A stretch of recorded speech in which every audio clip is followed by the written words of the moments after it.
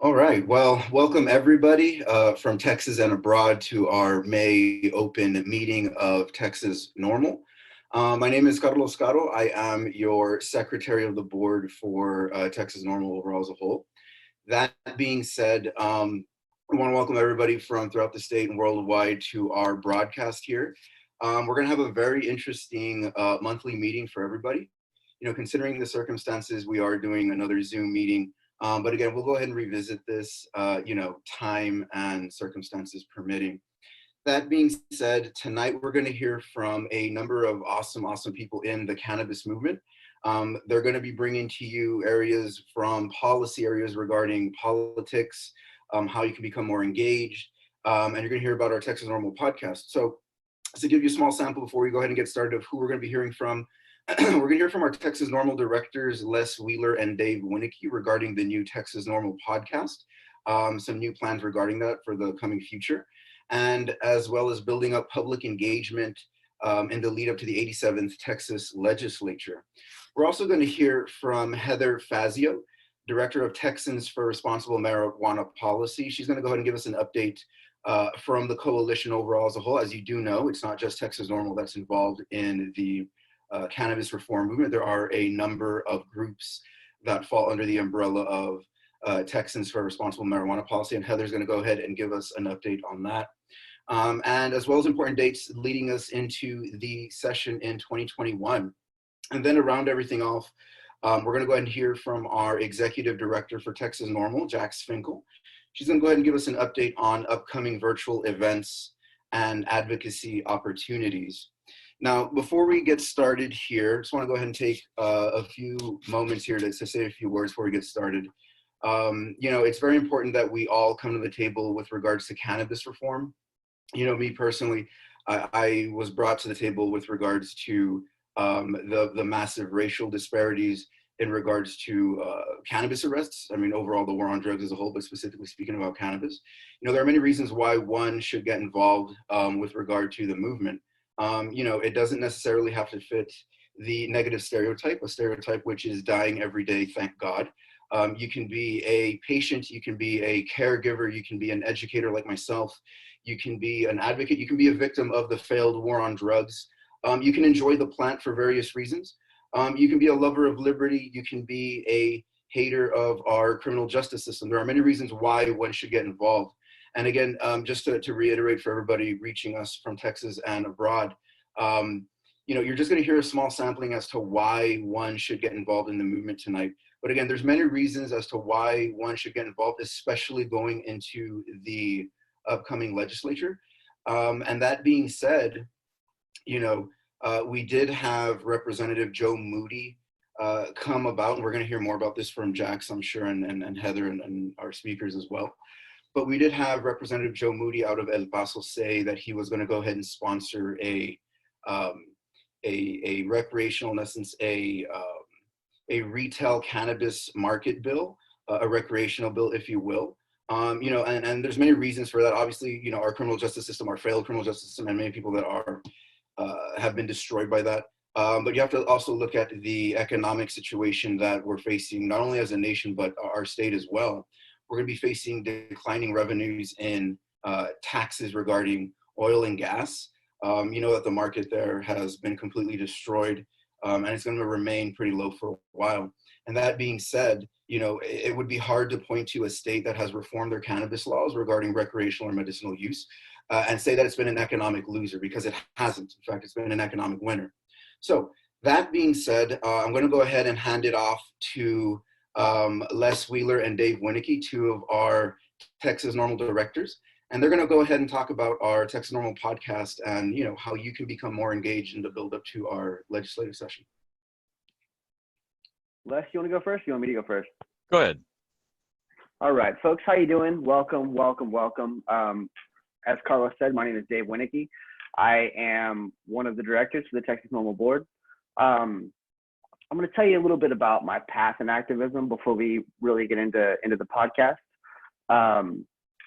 I first heard about NORML, the National Organization for Reforming Marijuana Laws, decades ago. I remember seeing a normal T-shirt in the Karate Kid movie back in the 80s. And, you know, Cheech and Chong, Cheech always wore the normal shirt.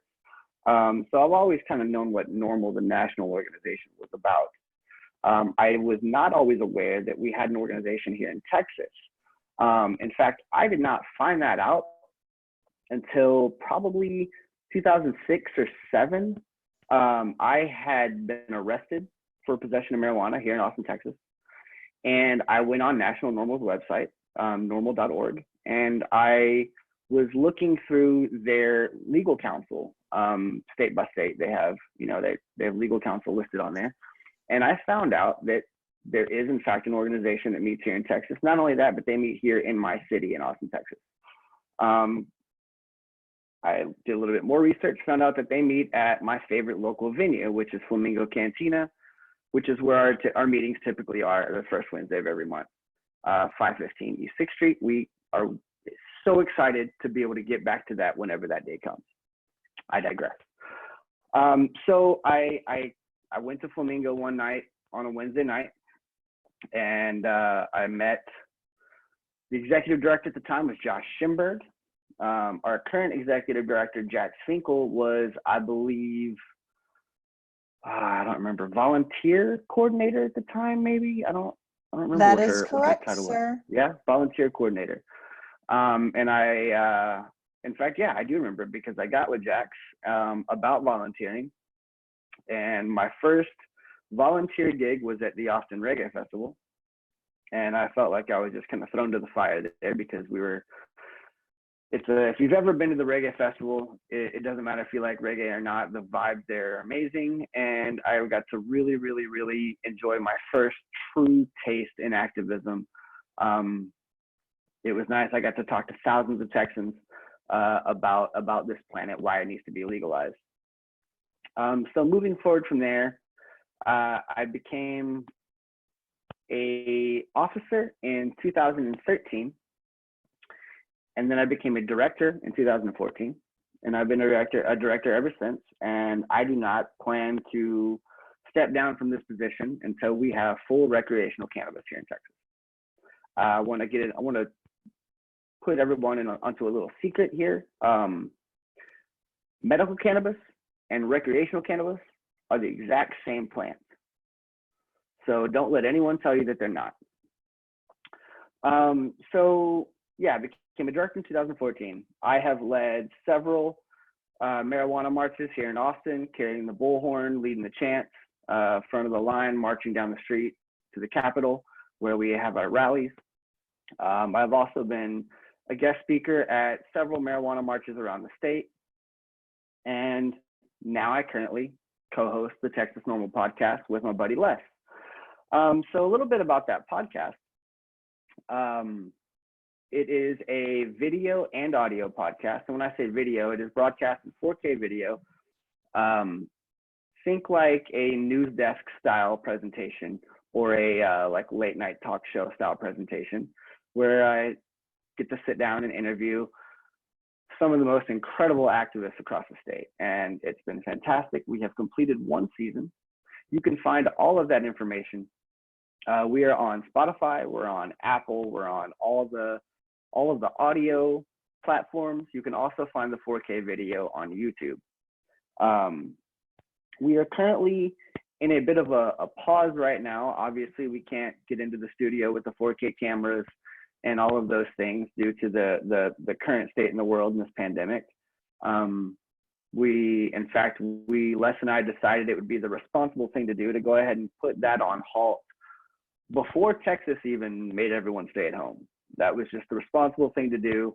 A lot of the people that we interview fit into the two categories, the immunocompromised as well as the senior citizen bracket. And it just didn't seem like a good idea to be bringing people into the studio. We are currently in the process of trying to figure out ways to move forward with it.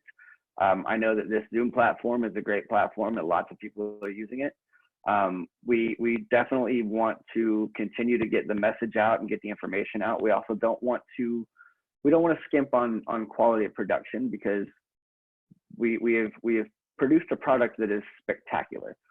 So we're in the process of trying to work that out right now.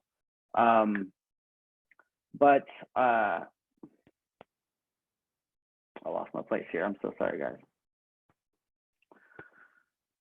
Yeah, so the podcast, we have spoken with Jax, we've spoken with patients, we've spoken with veterans, we got to speak with Carlos as an educator, and I, who have been in this realm of activism for 12 years now, have learned so much in the few months that we did this podcast, just by interviewing all of these people who are dear friends of mine, close friends of mine that I know very, very well. And some of their answers, I guarantee you, have educated Texans, because they've educated myself and Les as well. So that's been fantastic. Les, do you have anything to add on the podcast? Yeah. So I think Dave touched on a lot of it, that when we had to make a call about not bringing in patients, not bringing in seniors to a studio, and all of this has kind of shut us down, like it shut everybody down. And it's sad, because every podcast episode I learned something from one of our guests that blew me away, that I'd never considered on this. And that's been my entire journey with Texas NORML, really. I came into this organization thinking I wanted to get pot legalized for Texas, right? And I still do. That's definitely the goal.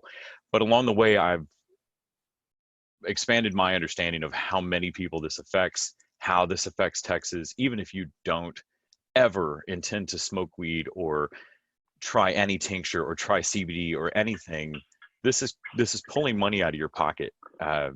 This war on this drug, despite the fact that it's legal and being prescribed by doctors in all of our bordering states, the illegality of it in Texas is costing us in so many ways. And so we're looking for some way to bring the podcast forward and keep going through this, but it's difficult. I mean, everything's difficult right now. But if there is some kind of silver lining or opportunity here at all for how we can make hay while this is happening, it's that it's brought forward our ability to or need to get our skills together on doing Zoom conferences and Zoom calls like this. I had not really been to Flamingo Cantina very much before joining Texas NORML. And so for me, Flamingo is that place where we meet for Texas NORML meetings. And for a lot of people, I recognize that going downtown to 6th Street is just never going to work out. And so I love that this has brought forward this opportunity, because I'm membership director. That's my title. And I'll be real, our membership is quite low. Our membership hovers at about 260 or just under 300, somewhere between there. And that's despite the fact that 80-something% of, what are we, 29 million people in Texas, something like that. 80-something% of those people want some kind of program akin to what Oklahoma's got. At $20 a membership, we should have more than 300 people. So really why I'm here tonight is to ask everybody that's listening, if you think you're a member, statistically by the numbers, you may not be. We've only recently been able to move our membership. One of the tasks that I took on when I took this job over was moving us over to a subscription membership, where your membership would recur as an annual membership. And so I'm very pleased that we have that kind of product now in the store. And I would encourage everybody to go and join at that $20 level. At the $35 level, we'll send you a t-shirt that we have kept absolutely clean, and we'll ship it out to you. We won't come within 6 feet. We'll just throw it at your door. But at $20, everybody should join. Everyone should be a member, and not just the people that you think, oh, I would love to see them at Flamingo Cantina. And don't get me wrong, I miss seeing all of y'all at Flamingo Cantina, and I cannot wait until we can all hang out there again. But the people that we need to join as members, we can take this opportunity right now to get everybody in nursing homes that might want this, that are some places in Texas, they're one highway exit away from Louisiana. And if they were in that nursing home instead of that nursing home, they could have cannabis. If they were on this side of Texarkana and not that side of Texarkana, they wouldn't be a felon. We need members that you don't think are members. The running joke when I was growing up about High Times and things like that was that they had an amazing readership and no subscriptions because no one wanted that mailed to their house because it felt like it put a target on your back. Just in the last 10 years, I think we can all admit that the conversation about cannabis has changed radically. And your ability to talk about marijuana around your coworkers and not sound like an extra from a Cheech and Chong movie is possible now. I mean, you can bring these things up and just sound like a reasonable grandmother who just wants to try CBD because it might help with your rheumatoid arthritis. These are all absolutely fair conversations now, and all of these people should be members because we don't know what the next ledge session is going to look like. We're going to get some great tips on that from Heather in a little bit, and everybody should stick around for that. But no matter what the ledge session looks like, it's always going to come down to the number of Texan voters' voices who can reach out to their legislators and say, this matters to me, and if your job matters to you, you need to listen. And that's what we can do together. It's $20 to put your name in. We'll keep you posted. We'll keep you updated. You can go to texasnormal.org/join. That's just joint without a T. So texasnormal.org/join. Jump in at the $20 level and help us out. That's all I got. I want to touch on something that you said there, Les, and also something that Carlos said at the beginning. You know, he mentioned, you know, veterans, patients. Well, to me, veterans and patients are one and the same. They're in the same category. They definitely overlap. But you mentioned educators. You mentioned caregivers. I fit into a number of those categories. I actually was a caregiver to somebody who dealt with chronic pain, and she was on opioids for many years. And I'm talking about my mother-in-law, my wife's mother. She lived in our home for about 3 years, and in that time, I was determined. My wife and I were determined to get her off of opioids. So we were able to find her a cannabis-based salve that she was able to use topically to cover her pain, and she was able to rid herself of opioids. Now, all the while that I was in the process of finding that material for her, finding that product for her, I was putting myself and my entire family at risk. Because anything that is not a smokable flower here in Texas, any form of cannabis that is not smokable flower is considered a felony. So any concentrate, any butter, any oils, any vape pens, any of those things, anything that's not smokable flower is considered to be a felony in Texas. And so she has since moved on to another state where she has better access and safer access. So she's in a much better place with that. But this affects everybody. If it doesn't affect you personally, it affects so many people that you know, even if you don't realize it. This is a very, very serious issue. And I'm looking forward to the 87th legislative session coming up here in January. And again, like they mentioned, it might be a weird session. It might be a virtual session. It might be I don't know, but I know that we have a lot of work to be done here in Texas. And like I said before, I am not giving up my seat at this board of directors until we got the job done.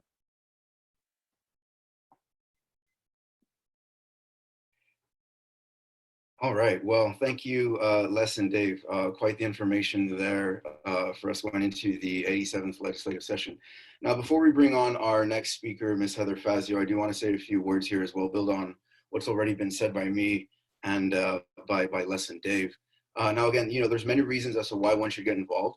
But, you know, I want to talk a little bit about the militarization of the border.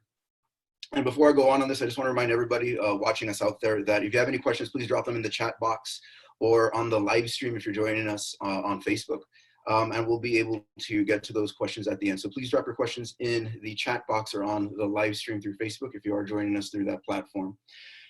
So the militarization of the border, you know, ever since 2012, 2013, I mean, the history of the militarization of the border really goes back to the Civil War, but for brevity's sake, we're going to speak briefly here about recent times. Since 2012, 2013, DPS has allocated, or the state has allocated a DPS, roughly $800 million. Now that's the baseline, right? It's probably way more than that, and it's very tough getting information out of DPS and Director McGraw. And that being said, here's what your $800 million in tax dollars went towards. Went towards 6 gunboats to patrol the Rio Grande River. Each of these gunboats armed with 6 M240 machine guns. It went to 2 high altitude spy planes. We know that one of these spy planes went for the cost of about $7.4 million. And this is, the state side, right? This is not to speak of the federal gunboats that are patrolling the Rio Grande River, or the billions of dollars that are being used to militarize the border at the federal level. At the federal level, it's often said that, the weapons of empire are brought home to subjugate the citizenry. And, if you want to see firsthand what that looks like, we can step into any urban city center, especially, one filled with poor minority folk, or you can, take a short drive down to the Rio Grande Valley, specifically Western Hidalgo County, Starr County. And there you'll find, from what we know, 6 rapid aerostat initial deployment blimps. Now, these blimps are fresh off the battlefield of Afghanistan. And one would think that most of these blimps were placed in rural areas. And some of these are, but some of these aren't. Some of these are placed in working and middle-class neighborhoods, to the point where you could see the mechanics of the blimp operating. You could read the tail number off of it, to be frank. We do understand that at the federal level, there is questionable gathering of evidence by the DEA, using NSA information that has questionable methods and legality. And these were revealed to us through the Snowden allegations. We see devices known as Stingray devices and license plate readers and the use of pretext stops by law enforcement to basically violate our Fourth Amendment rights as citizens. So again, there's a huge civil libertarian aspect as to why one should get involved. And again, if you want to see what, a police state genuinely looks like, again, you can step into any poor inner city neighborhood to see that. You can step into the southeast side of Austin. But, if you really want to get a taste of that, just drop on down to South Texas, drop on down to Western Hidalgo County, and Starr County, and you'll definitely get a taste of what that's like, both at the local level and at the federal level. I myself have been, I've gotten a taste of that, both at the state and federal level, both from state and federal law enforcement, and that is not fun. That's part of the reason why I decided to make the move up to Austin about 3 years ago, when, it was getting really hot down there. So, that being said, I want to go ahead and introduce our next speaker. Next speaker is Ms. Heather Fazio. She is the director for Texans for Responsible Marijuana Policy. Now, this is an umbrella coalition group. As you know, there are many voices and many reasons that are brought to the table with regards to cannabis reform. We are a transpartisan organization. We have people from the far right to the far left and everybody in between, no labels as well. And Heather's going to go ahead and give us an update regarding our umbrella coalition, our beautiful umbrella coalition. And she's going to go ahead and review important dates taking us into the 2021 legislative session. So with that said, Heather, the floor is yours. Great. Thank you so much, Carlos, and the whole Texas NORML team for putting out such great content. We're all distanced from each other physically, but by bringing forward this kind of content, we're able to connect and identify with each other and continue the momentum that we have earned over the last several years. Carlos is exactly right. The Texans for Responsible Marijuana Policy is a coalition of politically diverse organizations, many of which are not drug policy groups. They care about a number of issues, maybe even the police state that's being developed in our country, the surveillance state that's coming up around us. And I just want to take a moment to actually thank you for bringing that up. We speak very specifically about marijuana policy, and it's easy to kind of get off on tangents. But sometimes it's important to look at the fuller, broader context of the war on drugs and the enforcement of marijuana prohibition. The violence on our border is very real, and it's a direct effect. It is directly affected by our policies, whether it's trade, immigration, or drug policies. So we have to connect the dots and make sure that we're looking at things from a broader perspective, as well as honing in on the personal stories that are so powerful when it comes to advocacy. One of our greatest tool is the courage that many patients, caregivers, veterans, medical professionals, former law enforcement, lawyers, the courage that they have to speak up on this issue. Fewer people now than ever before are afraid, and we're hearing those personal stories, that professional experience at the Capitol. And that's exactly what is moving the ball forward. So we're grateful to be working with all of the individual advocates, all of the great organizations. We have about 25 different groups that span the political spectrum. We use the word transpartisan because this issue transcends partisan lines. Whether you're a Democrat, Republican, Libertarian, if you're a member of the Green Party, or outright independent, Texans want to see these laws changed, and we are banding together to make sure that we get it done. We've made tremendous progress over the last several years, coming from a point where this issue, frankly, was not taken seriously at the Capitol. Now we have representation at the Capitol from people suiting up, getting in there, and doing what it takes to make this issue relatable, make sure that lawmakers and their staff understand the issue, from the financial cost of enforcing marijuana prohibition to the human cost of doing so, whether it's an arrest and the effect that that can have on a person's ability to provide for their family and to thrive in society, or if it's the deprivation of medicine, something so basic. It is just, I say this constantly, and it doesn't ever, it is always exactly as heartfelt. It is unconscionable that we deprive people of access to medicine. We know that lives are being improved every day because of the use of this medicine, whether it's illegal or illegal. Yet in Texas, we don't have the freedom to choose a medicine that is safer than many of the pharmaceutical drugs on the market. We have to make a change, and we're going to do that by continuing the good work that's been done over the years by advocacy organizations and many of those of you who are tuning in today. I want to encourage you to share this with the folks that you know that are interested in this issue. Make sure they know that there are professional organizations that are ready to welcome them, educate them, and help to empower them to communicate with lawmakers and to do so in an effective way. So I want to talk just a little bit about this year, 2020, as we move forward toward the 2021 legislative session. It is, as was mentioned, we're not sure exactly, it's kind of like everything is tentative. Everything is tentative right now when it comes to in-person events, whether it's conferences, conventions, the legislative session itself. And even if legislators are in the building, maybe they're doing video conferencing from their offices, will advocates be allowed into the building? What are the constitutional requirements for allowing the people of Texas to physically participate in the legislative process if they're moving forward with that? There's a lot of constitutional questions being worked out, and I'm sure there'll be plenty of lawsuits. Some are already underway, and hopefully we're able to fully participate in that legislative session. But everybody's adapting. Just like Texas NORML's done a tremendous job of adapting and creating digital content and digital meeting spaces for people. We also have different events throughout the rest of the year that are being adapted as well. So I want to go through kind of the timeline of this year as we make our way toward the legislative session. One of the first events that's happening as far as political conventions goes would be the Democratic Party. The Texas Democrats are meeting on June 4th, but they're doing so digitally.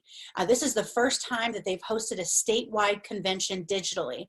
Conventions for these political parties are where they elect their party officers, where they decide on what rules that are going to govern their organization.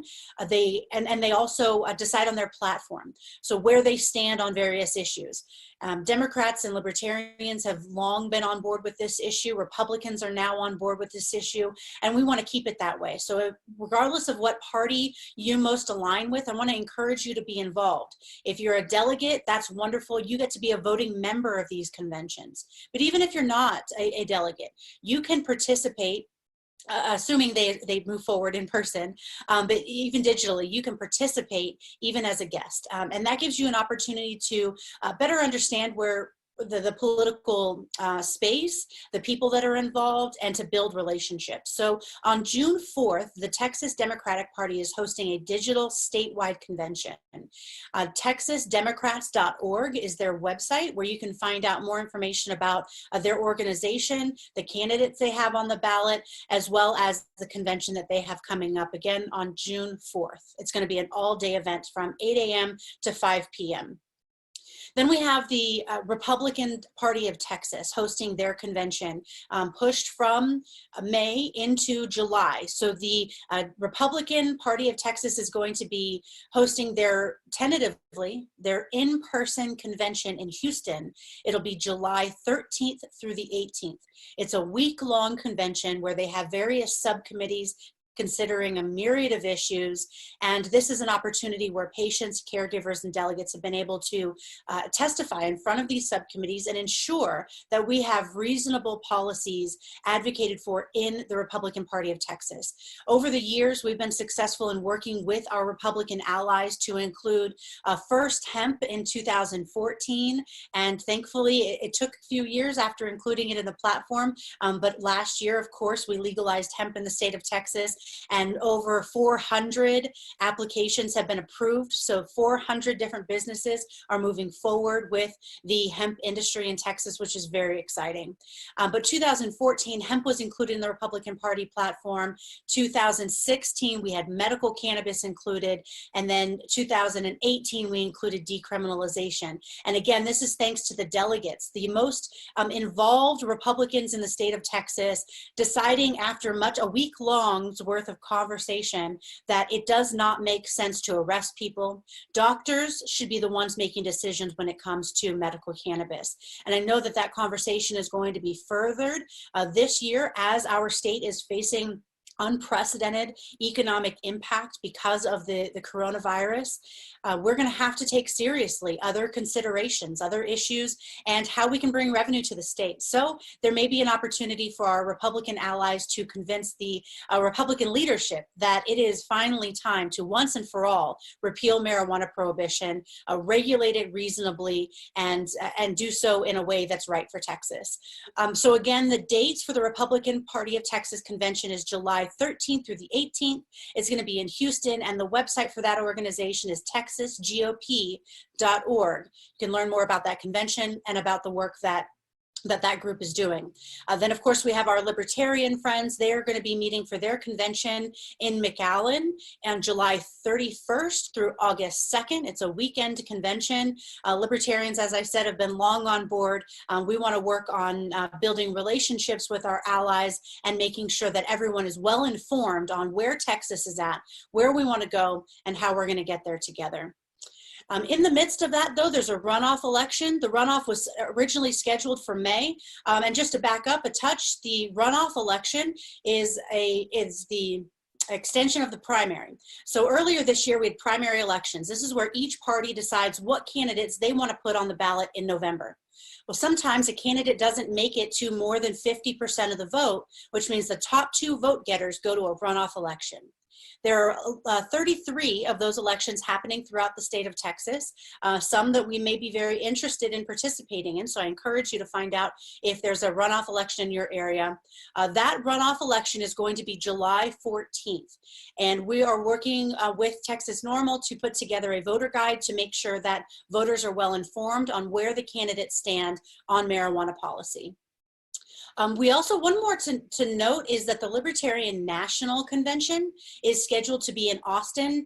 I'm not sure what date it's going to be. Obviously, there's been some flux and the dates aren't secured quite yet, although Jax may be able to correct me if they have, since the last time I noted it, secured a date. So that's one thing to note because it's happening in Texas. There's going to be a national political party convention happening in Austin, and they will be nominating their presidential candidate at that convention. So moving forward into the election time. So voter registration. If you plan on voting on November 3rd, which you should, it's a big election. Not only is the president up for election, but we also have lots of state elections where these races are competitive more than ever. They're very close races. Generally, districts are so gerrymandered that it's either a Democrat or Republican district from the start. But in modern times, we are seeing more competitive races, which means that you can make even more of an impact by not only voting yourself, but encouraging people in your area to vote for candidates that support marijuana law reform. So register to vote by October 5th in order to participate in the November 3rd election. It's about a month of time that you have between the two. And during that time, you can get involved and engaged. And I just want to note that you can sign up for email lists right now for the candidates that are on the ballot, for the political parties, so that you can find out about digital town hall events that they're doing. You can sign up to block, well, I guess we can't block walk probably by then. I have to catch myself on our new normal, I guess. But phone banking is a great way that you can volunteer for candidates that you support. In fact, you can do that for candidates that you support throughout the state. So if there are people that you want to see in office, make sure that you're signing up for their email list and volunteering to support them. We have to support our allies in the legislature to ensure that they're there again in 2021 to see these bills through the finish line. I want to encourage you to recruit others. Again, I mentioned before, getting your friends that are in the area to get involved. Please look at ways that you can help others get involved. Many of us have been doing this for a long time. It feels sometimes like we're spinning our wheels. And sometimes that's an overwhelming feeling. Don't let that discourage you. Please keep at it. Not only you continue to reach out to your legislators to make sure that they're well informed of new research that's come out or a compelling report that was published. Make sure you're staying in contact, but find others that maybe don't know how the political process works. Maybe they're intimidated to call their representative or their senator, but they have a compelling story. Share the information that we've put together for our advocacy trainings, help them better understand the process so that they can get involved. We have to show our numbers. We know that over 85% of Texans want to see these laws changed. If we can increase the number of those people that understand the process and are willing to speak up, we are going to see effective and meaningful policy changes during the next legislative session. All right, thank you, Heather, for your wonderful information, for that wonderful overview leading us into the 2021 legislative session. So before we go ahead and introduce our last speaker, Jax Finkel, I want to go ahead and build on what Heather has spoken about already. And that's the importance of getting your friends and neighbors involved in the political process. I mean, granted, obviously around cannabis reform, that would be the ideal situation. But again, once people get involved in the political process, and it can be as simple as striking up a conversation around the water cooler among your professional colleagues. It could be as simple as talking to your neighbor, the people that you already, hang out around and see on a somewhat daily basis, whether that's virtual or in real life. Now, that being said, I want to go back and highlight, something that Heather spoke about at the beginning that I highlighted as well in the interlude between Les and Dave and Heather coming on to speak. And that was the idea of our tax dollars going to waste. Now, I quoted about $800 million, and that's what we know of, from about 2012, 2013 being spent at the state level. Now, it was a waste of taxpayer dollars then, and it's a waste of taxpayer dollars now. Now, I know that there's many people out there that are watching us, both here in Texas and elsewhere, that are struggling with the current economic situation. Perhaps you've lost hours at your job. Perhaps you've lost employment. Perhaps you're struggling to put bread on the table.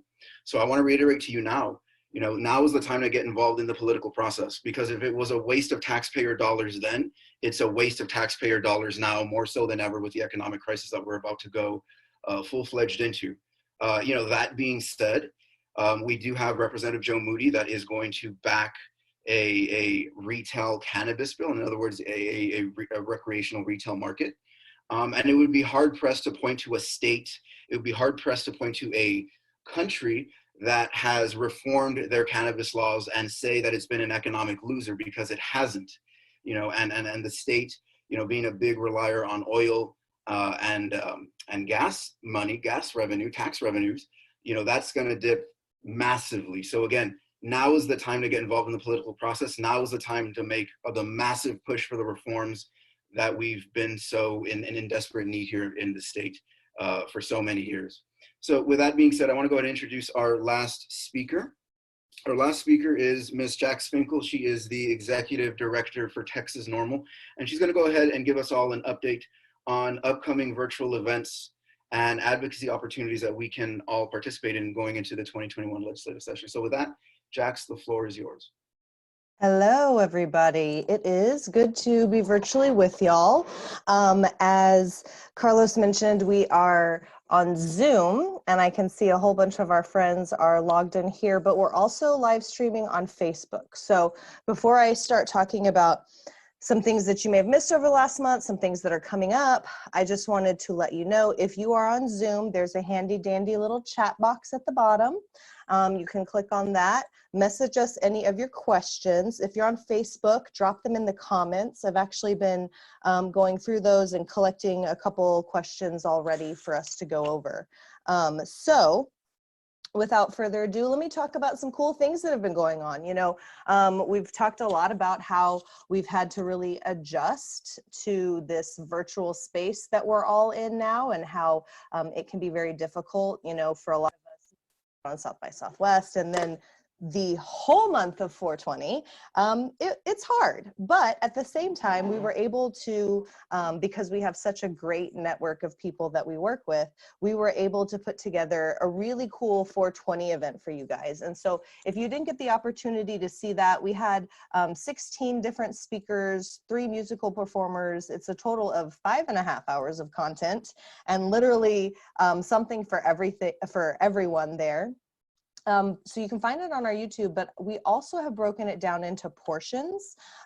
So each segment is on there individually. So if there's something that really spoke to you that you want to share with people, and you want to share that specific item, that is available for you to do so. So you can check that out on our YouTube. We're also posting those through our social media all through this last week and through the weekend until they are all up and out for you.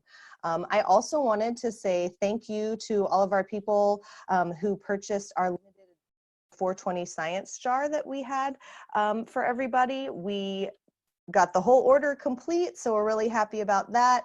And we were able to not only raise some funds, some very badly needed funds for the work that we have coming up, but we were also able to work with 420 Science, which is a, you know, Austin local, longtime supportive organization. So very happy to work with them. And we will have a new product coming up sometime in the summer. We're kind of brainstorming on some different fun ideas of something for the summer, but we'll have more information for you towards the end of May. So we also talked about how, you know, this meeting typically is at Flamingo Cantina. They are still currently closed. We're not sure exactly when they'll be open for business again. June, you know, the open meeting in June, first Wednesday of the month as always. We're not sure if that will be the month that we're at Flamingo. I will stay in close communication with Angela, but likely June will still be virtual, I would imagine. I think that Dave really highlighted how seriously we take the high-risk population and demographic, because so many of them are interested and participating in this movement. So we will update you guys probably within the next week on what we're going to do with June, but I would expect for it to be virtual. In fact, I would expect for many things to be virtual until, you know, sometime in the summer, but we will keep you updated. Heather covered talking about the different political conventions in general, but I also wanted to talk about some real specific opportunities. So for the Democratic Convention, this will be the 3rd annual Texas Cannabis Caucus. Since everything has moved digitally, we're still working with to get everything in order and working with those delegates to make sure that we have a great virtual caucus. Those things are kind of unfolding for us now. And so as we discover them, we will let you know and create events and blogs for you to follow. So that's the Texas Cannabis Caucus for the Democrats. I think that Heather was talking about hosting a pancake breakfast for the Republican Party during their convention, and I'm not sure where that's going to go. Everybody loves pancakes. but do we do breakfast now? So maybe Heather can give us an update when we go to the Q&A in a little bit. And then lastly, talking about the LP convention. So the state convention, as of right now, will still be going on in McAllen. We've tentatively planned to do a Hempy Happy Hour and to also do a messaging luncheon with the delegates and the candidates. We're hoping that that will proceed, but we will continue to update you guys as we are in communication with LP Texas. Lastly, on the convention aspect, the national convention, the National Libertarian Convention that Heather had mentioned, it was scheduled here in Austin at the end of May over Memorial Day weekend, but they had some issues with the hotel. I've heard that they may be staying in Austin. It may be going elsewhere. It's up in the air right now. They had a meeting last night, and I think that they will continue to have some meetings this week to determine what they will do, how much of it will be virtual, how much of it will be in person, and where will that be. Okay, so talking about voter guide information. So Heather mentioned there's a special election in Senate District 14 in particular that was Kirk Watson's seat. There is a Democrat and a Libertarian running at this time. I checked 2 days ago. Some people may still have filed. There are still a few more days for them to file. Once that's complete, we're to poll them to make sure that we can let everyone in SD 14 know how those people stand on the issues and how they can vote in that special election on July the 14th. On July 14th is also that primary runoff day, so we'll have that updated voter guide available for you, and then ultimately we'll be updated again for the fall vote in November that Heather talked about. So, you know, one of our big events that we put on, big fundraising events, is our veteran golf benefit, and we do it out at Willie Nelson's golf course. It's always an amazing event with great musicians and food and vendors, and we did postpone it. It is postponed to 9/19 as of right now. We are hoping that that will allow the event to go on in person, so tickets are still available, vendor spots are still available, sponsorships, all of that. So if you're interested, you can find out a little bit more about that on our website. And then, you know, we almost always do a members mixer for like as long as I can remember in the fall. It's usually like a costume contest, you know, dinner party. And we're really hoping to do it again. I love being able to connect with all of the members and have a fun time with you guys. So hopefully that can proceed, but you know, looking forward into the fall, none of us really truly have a crystal ball on how that will go. So talking about virtual advocacy, you know, looking back in April, we did a petition drive with Texans for Responsible Marijuana Policy. Heather and I put together a petition asking the governor to take some steps to, for public health and public safety reasons, to decrease interactions with law enforcement. We had thousands of people reach out to the legislators and the governor about that. So that was one way that you could reach out and participate in virtual advocacy. I think there's going to be some more opportunities as the legislature kind of figures out this virtual aspect for them. As you guys know, the interim, which is the part in between legislative sessions, is usually when they host like exploratory hearings and committees. They were scheduled to have interim charges, is what they're called, on medical cannabis, the Texas Compassionate Use Program, and also on how the hemp program is rolling out. Currently, all of those committee hearings are postponed. Some people have been saying that it may happen in the summer, and I'm not sure if those will be in person or if they will be virtual. I think virtual is a really great opportunity for more people to be able to be involved because Texas is such a big state. But as those virtual opportunities arise, we will let you know about that. There also will be more regulatory advocacy opportunities. The Department of State Health Services is going to be putting out regulations about manufacturing, and we're going to have discussions about licensing, so that's going to be important. The hemp program, as Heather mentioned, is moving along nicely. People are getting licensed, not only farmers, but also handlers and samplers, so that's very important. Let's see, did I cover all the things? I think I covered it all pretty well right here. I want to give an opportunity to maybe take a look at the questions really quickly. Carlos, did you have anything while I'm looking over these questions that you wanted to add to what I brought up there? No, Jax, thank you for your input on, at least into the next session and giving us an update on all those virtual events. No, I just really want to highlight what everybody's been saying about civic engagement, about getting involved in the political process now more so than ever. Again, it starts with one step. All of us here were novices at one point. All of us here were nervous. All of us here went to our first normal meeting at some point. But please, once this gets going again, we do welcome everybody virtually, of course. But once we get going again, fingers crossed at Flamingo Cantina, we'd really like to see a lot of the faces that are showing up here virtually. And again, it's okay if you're nervous. It's okay if you're scared. But understand that our issue is no longer fringe. It's no longer on the outskirts of society. We are now, and normally this is a negative term, but we're now we're the moderate middle. Now, this is about as standard as potatoes and carrots in a household conversation. And again, whether we're talking about the use of the plant, the medicinal use, the recreational use, the liberty aspect of it, the disastrous war on drugs, the waste of our taxpayer dollars, which again, was a waste back then, and more so now that so many people are in economic suffering. It's a waste now more than ever. So again, it all begins with that one step. And I encourage everybody to share this far and wide and on any and all platforms. And again, once society gets going again, we want to see many of these faces that are showing up here virtually in real life. And you will be amongst friends, and we will welcome you. Absolutely. So we have a few questions that I wanted to go over, and I would like to start personally with a question.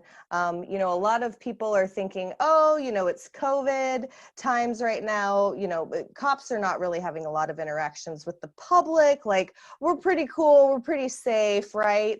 But recently there was a pretty big issue in the Panhandle for a personal friend of Heather and mine. I know Heather is very intimately aware of the situation. And I was wondering, Heather, if you wouldn't mind maybe highlighting a little bit about what happened in the Panhandle and, why it's an extra travesty during these times that time. Mm-hmm. Well, thank you for bringing that up. So there's, as we know, there's a number of families that have had to uproot their lives from the state of Texas to access medicine in another state. And the Mays family is one of many. Glenn Mays is the father of Orion, who is almost 8 years old now. Orion's mother's name is Taj, and of course he has a little brother named Sage. And they had to move to Colorado in order to access cannabis for Orion. He has a number of severe medical conditions, including a seizure disorder and cerebral palsy. They tried low THC cannabis to see if they could do it the legal way. And they realized after trying cannabis with THC that not only is it effective, but it's dangerous in Texas because of the law. And so they decided to move their family. They're raised in West Texas, moved to Austin, and had to move the whole family to Colorado. And Orion has been thriving ever since. It's been really wonderful to see. Obviously, it's awful to see families have to leave, but it's great to see them achieve the treatment and the therapy that they're looking for. So the family was in Texas visiting when the coronavirus outbreak happened, and they, because of the hotspots in their area in Denver, decided that they would be safer to stay in Texas, in West Texas, with their family. Orion was running low on medicine, and unfortunately, he does not have access to what he needs here, because while he does qualify for the compassionate use program, low THC cannabis isn't going to cut it for him. THC is a therapeutic component of the plant, and it helps patients like him. So his father, doing what any father would do to help their child, went up and did a run for medicine and groceries and some other things that they needed from their home, and brought it back down. Unfortunately, he was pulled over just outside of Amarillo, and because Orion's medicine is a concentrate that they give him, it is a felony. And Glenn, the father of a special needs child, is facing a felony controlled substances charge because of the medicine that his son desperately needs. Unfortunately, he was arrested, but thankfully, he moved through the process rather quickly. He did say that the law enforcement officers were very respectful. Of course, they were enforcing an unjust law, which is something that I still personally hold a lot of resentment over. But thankfully, he was treated reasonably and kindly during that process, and he didn't have to spend a night in jail. But he is facing felony charges for his son's medicine, which is just reprehensible that a family would even be put in that position. Thankfully, we have seen the community rally behind the Mays family and their legal defense fund. We've already raised 70% of what we need in order to fight this. He's got an attorney that not only cares about the issue and works on this, but is ready to fight. And Glenn is not planning on taking a plea. He understands that even with a misdemeanor drug conviction, he will have a permanent criminal record that hinders him for life. He's a former corrections officer with a clean record, and he doesn't want to sour that because of these bad laws, and he's ready to fight. And I love his spirit, and I'm so grateful to have someone as strong as him ready to weather this storm, and to have such a strong community rallying behind that family so that we can demonstrate the unjustness of these laws and demonstrate why we need to make a change during the next legislative session.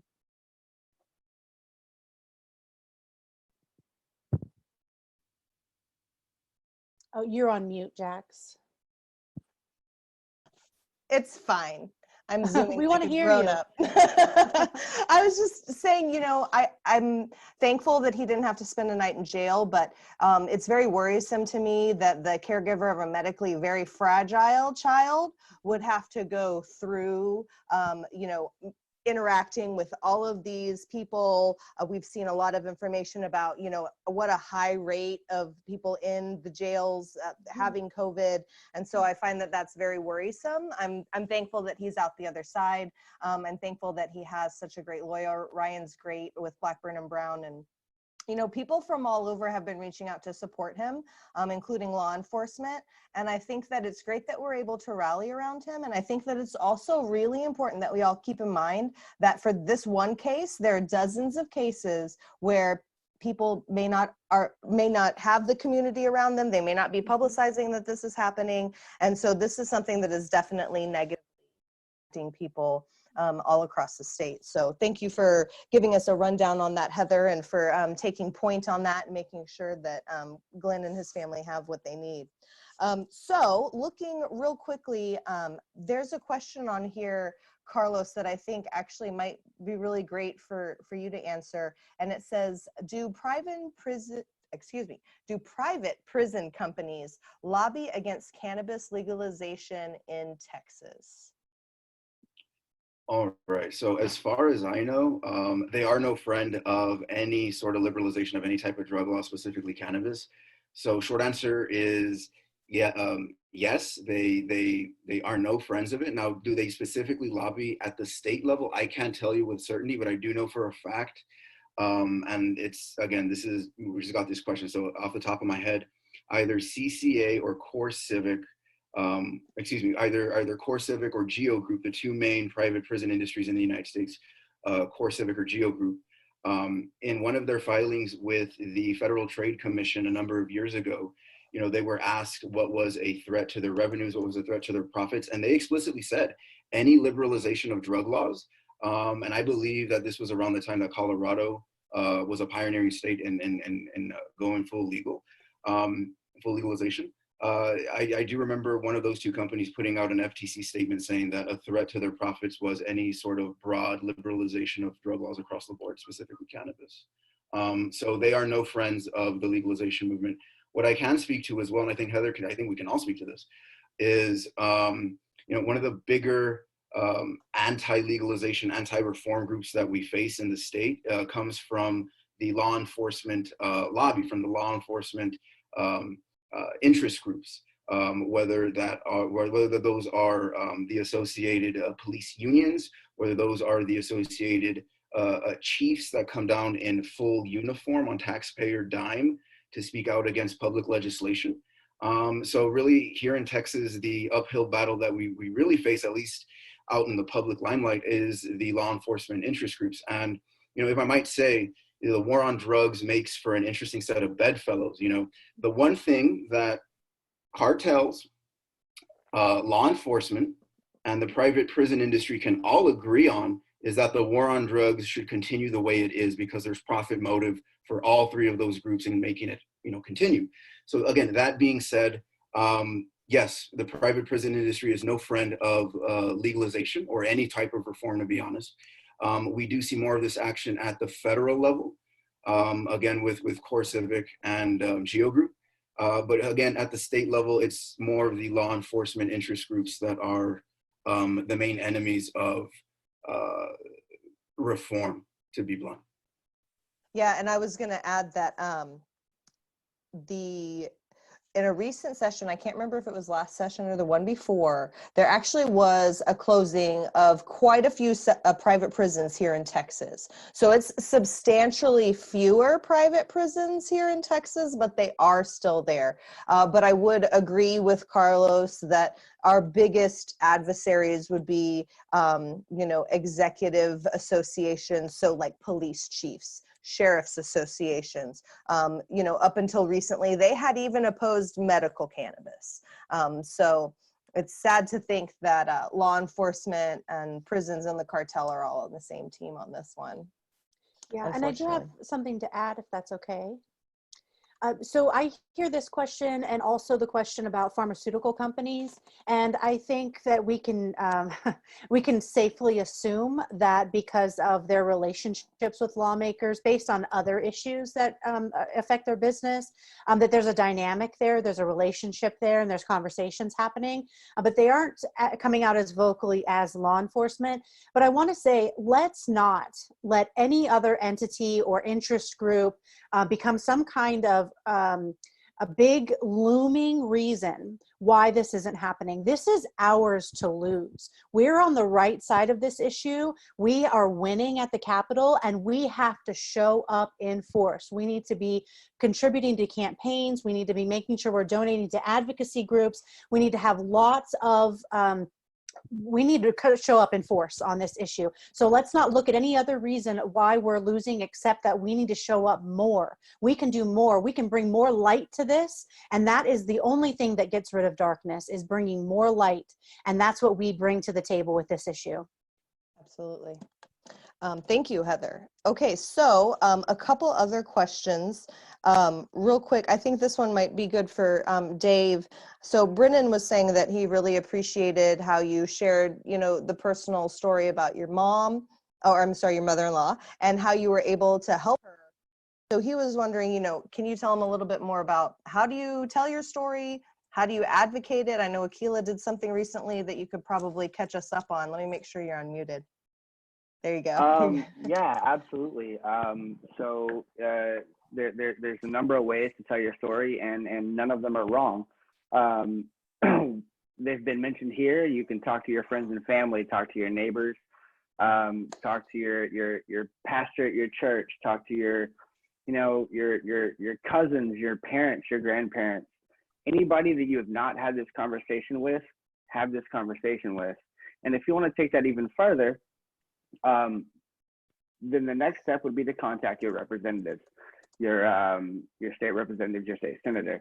And there's an easy way to do that. You just email them. You can give them a phone call. State your name, state where you're from, where you live, and then just kind of give your own little personal testimony. You know what I mean? I have given that exact same testimony before. Many times to representatives and friends and family alike. And it's just that simple. Your state representatives are paid to represent you in a building that you pay for as a Texas taxpayer. So it is their job to listen to you. Now, they may agree with you, they may not, but you're never going to know that until you have that conversation. And these are just people. They may seem scary because they're in a big giant building in a big fancy office and they wear fancy suits, but they're just people. And sometimes people just need to be educated. If she had mentioned Keela had the patient event where they talked about how to personally craft your testimony. If you want to go back and watch that, I'm sure we can find a way to link that somewhere. I just dropped it in the comments. See, already ahead of me. That's fantastic. But yeah, these representatives they're just people, and they need to be educated professionally, of course. You want to make sure you have a very concise message. You don't want to keep them on the phone for hours and hours. You don't want to, well, they won't be on the phone with you for hours and hours, but you don't want to have a 3-page email when you can say it all in a couple of paragraphs. You don't need to give every single detail, but you absolutely can tell your story to these people.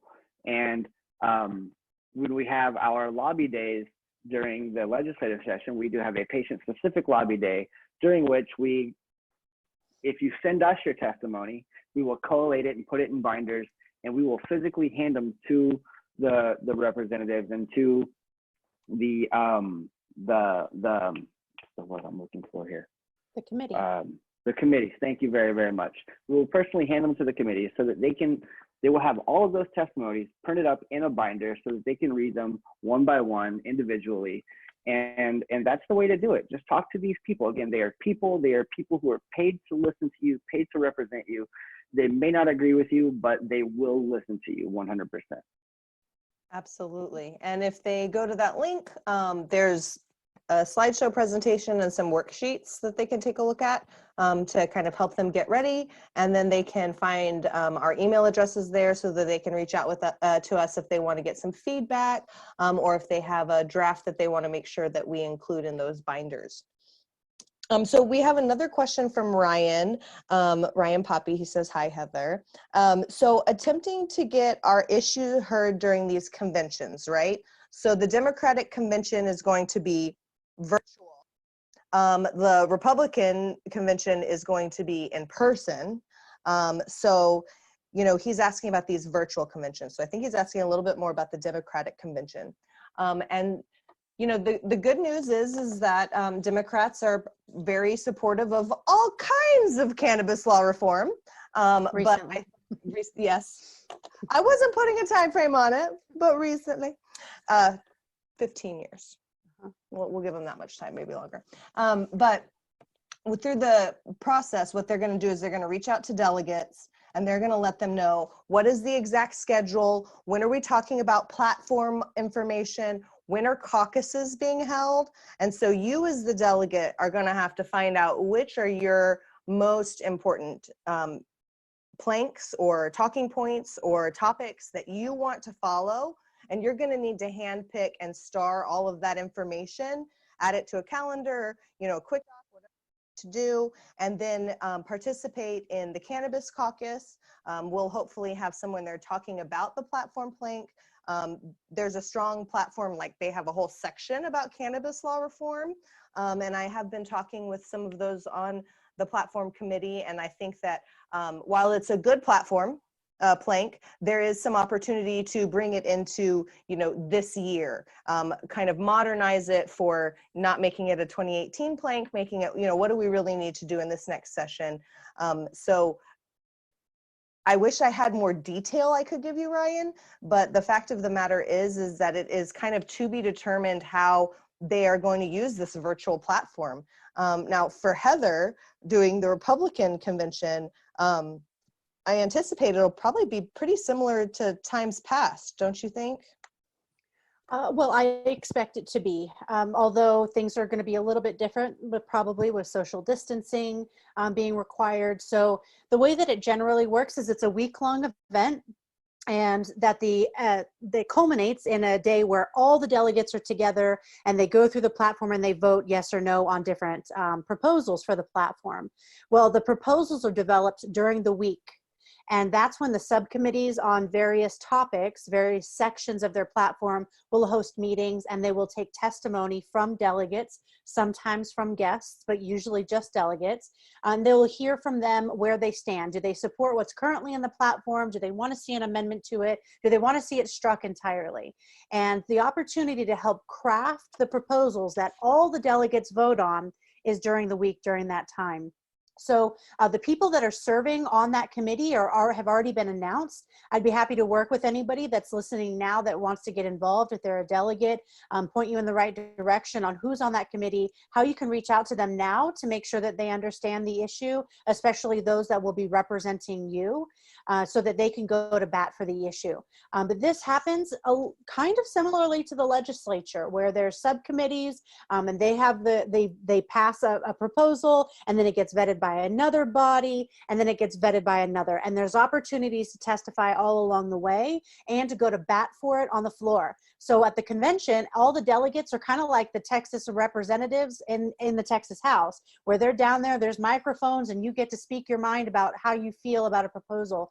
So a lot of what my job is just making sure the delegates have what they need to stand up for themselves and where they stand on the issue. So our Republican allies have done all the heavy lifting on this, on making sure that the platform accurately represents what they look to be as conservative values, and how marijuana policy fits in with that. So again, I'd be happy to connect with anybody that's listening now or listening on the replay that wants to get involved, is a delegate and wants to get more involved in being prepared for that convention. Okay, thank you. That's perfect. And then just to touch on, the LP conventions, their platform plank has been fairly strong, and, we'll be in talks with them if they anticipate doing any edits to their platform or having any of those conversations. But hopefully we'll be able to hold that messaging luncheon because it is so important that we have these conversations with candidates and delegates, because these are very politically active people. Okay, so real quickly, we have about 10 minutes left. We have about 4 or 5 more questions I want to go through really quickly. JK is asking, will there be opportunities to learn more about how to participate in starting the process of becoming licensed to dispense recreational cannabis? So let's talk about recreational cannabis, JK. It's not legal, honey. So unfortunately, there is not a process right now that you can join in to become licensed to dispense it. There will be a process that you can participate in to be licensed to dispense hemp. That will be coming up. So just to be very clear, statutorily, hemp is 0.3% THC or less. All other cannabis would be more than that. So at this point in time, I don't have a good answer for you. But I'm hoping that by this time next year, we'll be starting, hopefully, the regulatory process of creating that retail cannabis space here in Texas. Did any of you guys want to add anything more to JK's question? Well, I would add that you could look at the rules and regulations for the compassionate use program, look at the rules and regulations for the Texas hemp program, and that'll give you a feel for how the state of Texas is approaching cannabis in general and how these different agencies are approaching the licensing process. It's going to be different for adult use cannabis, but that'll give you an idea of where they're coming from and how they've approached these other newly legal markets. Yes, absolutely. So we have, Alice is asking, how do we typically engage with people who reach out to us that are having to interact with CPS because of medical cannabis? Now, she doesn't mention if it's a legal medical cannabis program or if they are, quote unquote, illegally healing themselves. So I was wondering, how would you guys address her question there? Well, it is a very dangerous environment, and there's no way around that. There's no, we're not going to split hairs. I'm not going to try to make things look rosy. CPS is a beast in the state of Texas, and culturally, marijuana is still very much looked down upon by people that work within those agencies. So, they have standards that they ignore in and of themselves. There's a great organization, Family Rights Advocacy. There's a woman named Krista McIntyre, and she has a great team that she works with, but they help give parents the tools that they need to navigate any kind of CPS interactions so that you can make sure that you're not making yourself vulnerable in any kind of situation. But you do have to be very careful. And this is one of the reasons why we want to see patient and parent protections beefed up within the legislation for the compassionate use program, ensuring that no patient has to worry about having their children taken away from them for legally participating in our medical cannabis program. And also that no child is ever in jeopardy of being removed from their family because they have a level of cannabis in their system. We have work to do on those fronts, but I encourage you to reach out to family rights advocacy. Krista is a really great advocate and can help talk you through that. But I definitely, it's just really, really unfair that parents have to think about this. And if you've had to experience this, I'm sorry you have. And hopefully we can, not hopefully, we will get these laws changed so that people don't have to live in fear. And I just wanted to tag on to what you have said. You know, when people email us or reach out to us, if we happen to know people in the area, we might try to connect you with people in the area. If we know that there are some lawyers in that city that maybe they can't help you pro bono, but they can point you in the right direction, we will try to do as much as we can. Unfortunately, we don't have the funding to provide, you know, like legal assistance or anything of that nature. One day, but we will try to help you in whatever way possible. And having that community around you is very helpful. And on that note of CPS, I do want to mention that, you know, hemp products are legal, and I am often hearing about parents giving hemp products to their children. Please note that even if you are taking a hemp product or something that claims to have no THC, there is a possibility that THC could show up in a test. And so you need to be extremely careful as a parent giving those products to your child right now until we can hopefully address that during this next legislative session to give protection to parents about that. And, you know, talking about parental protection is just making sure that some of you may recall Alexa Hill, a little girl whose parents, one of her parents was using medical cannabis for their seizures, and she was taken from the home and shaken to death by her by her CPS caregiver. And it's a travesty that these things are happening. And so by solidifying, strengthening, and expanding on parental rights, protections, medical freedoms, I think that's going to be really important. So 2 more questions to wrap it up. We've got about 4 minutes left. Carla wants to hear, you know, one thing from each of us. What will it take to legalize marijuana? And I assume that she's talking about a retail market in Texas. So if you guys would maybe starting with Dave and then Heather and then Carlos, you know, what is one thing that people can do? I'm happy to go first on this one because I get asked all of the time, when are they going to legalize pot in Texas? And my answer is simply, they are not. I'm going to do it and you are going to do it. How are you going to do that? Well, we've already covered that. By talking to your legislator, by talking to your representatives, by sending those emails, by sending those phone calls, by scheduling those appointments to go speak in their office whenever that time comes in the world that we can do that. That's what needs to be happening. It needs to be happening right now. It needs to be happening this week, needs to be happening next week. It should have been happening last week, but it's never too late to start. But you want to go ahead and establish those relationships now before we get into session. It's good to have that rapport with your representatives and with their staffers before you go into session. Absolutely. Exactly what Dave said is so important. I would also add that we can't be afraid of having an honest conversation about responsible use of marijuana, and that there are some people sometimes who may have a substance abuse problem. We hear all the time from so many advocates that cannabis is harmless, that you can't get addicted to it, you know, that it's just not that big of a deal. And by dismissing valid concerns about substance abuse, we are letting go of a meaningful conversation. We have to talk about the fact that there is a very small percentage of people that may have an issue. They may have an issue with alcohol as well or other drugs, but cannabis could be used as well. And we have to make sure that we're being honest about that. Of course, we can be honest with the fact that 90% of cannabis users do not have a substance abuse problem, but we have to take that 10% seriously and validate that concern. Validate the concern about driving under the influence. But let's talk about the studies that have been done. Let's talk about how law enforcement already has the tools to identify if somebody's under the influence. It's against the law now. Driving under the influence will be against the law if cannabis was made legal and we no longer lived under prohibition.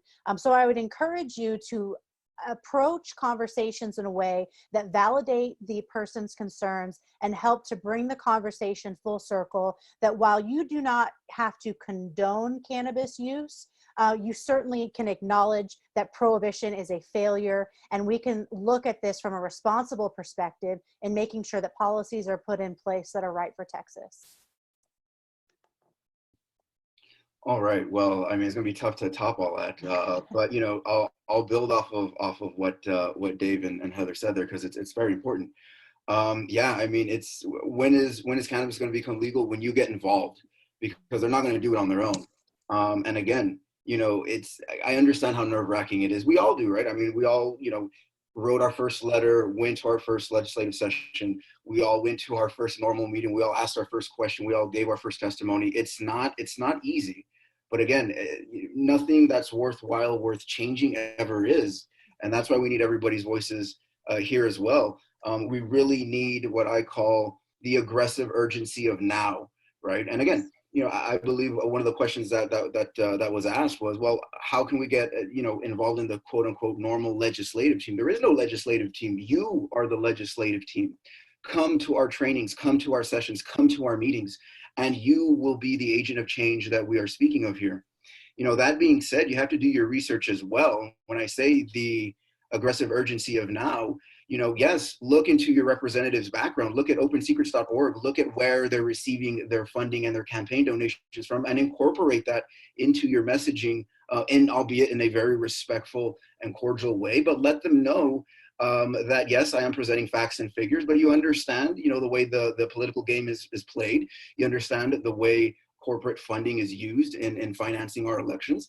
And, you know, I want us to take a little bit more of an aggressive stance in addressing our representatives when it comes to that. Now, of course, the overarching theme here being respectful at all times.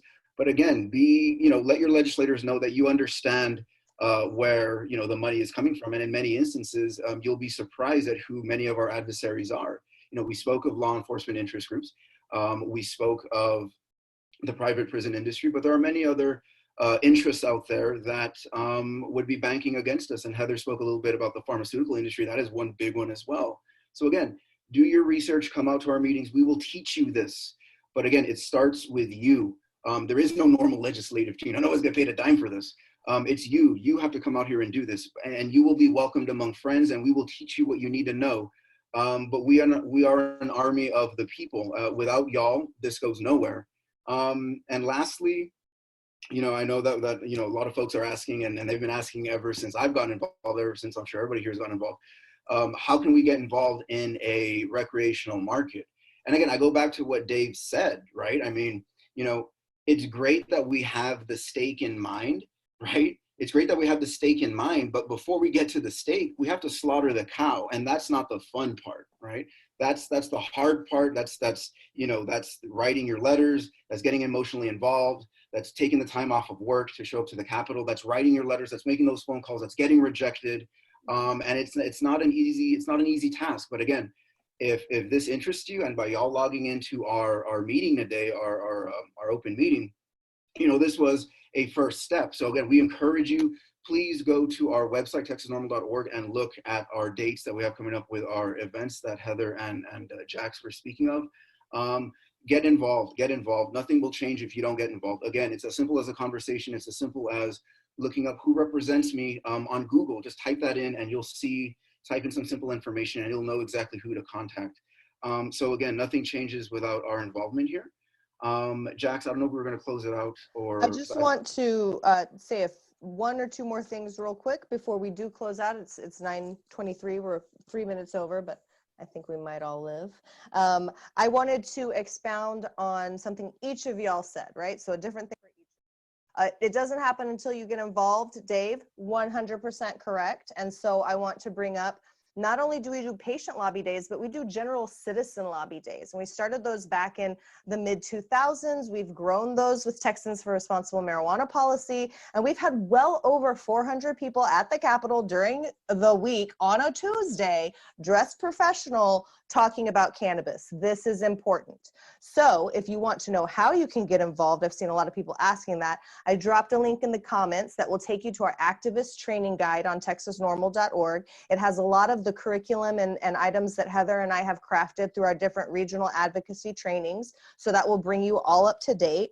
And then, you know, talking about Heather's point about addressing concerns, you know, just today, the Rice Institute, the Rice University's Baker Institute of Public Policy, that name is a mouthful. They held a really great workshop today talking about substance use during COVID and analyzing it and talking about it moving forward into the legislative session. And it was really interesting. So there's still all kinds of different thoughtful, honest ways that we can address these small issues that people make into molehills. And if we act like they don't exist, then they continue to make it grow. But by being honest about it, we can show what a minor issue it is. And then lastly, the last question we had that I want to touch on, and it's something that we hear a lot from people, you know, like, what is Texas NORML going to do when it's legal? Like, what's the point? Why legalize it? You would be through with what you're going to do. And let me tell you what we're going to do. We're going to continue to be consumer advocates, y'all. You think we're going to get legal cannabis and that every business is going to test their cannabis and make sure that it is safe for you to consume?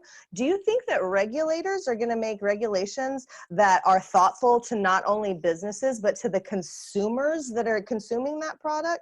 So I hope one day that NORML becomes irrelevant because it means we've done our job. But I do think that even after laws have been changed, there's opportunity for consumer advocacy and for truth in labeling and all of these types of different things that we talk about, for that to really be something that we push forward. So when we legalize cannabis, that will be the next front that we will broach. So that's all I have for today. Did you want to close it out for us, Carlos?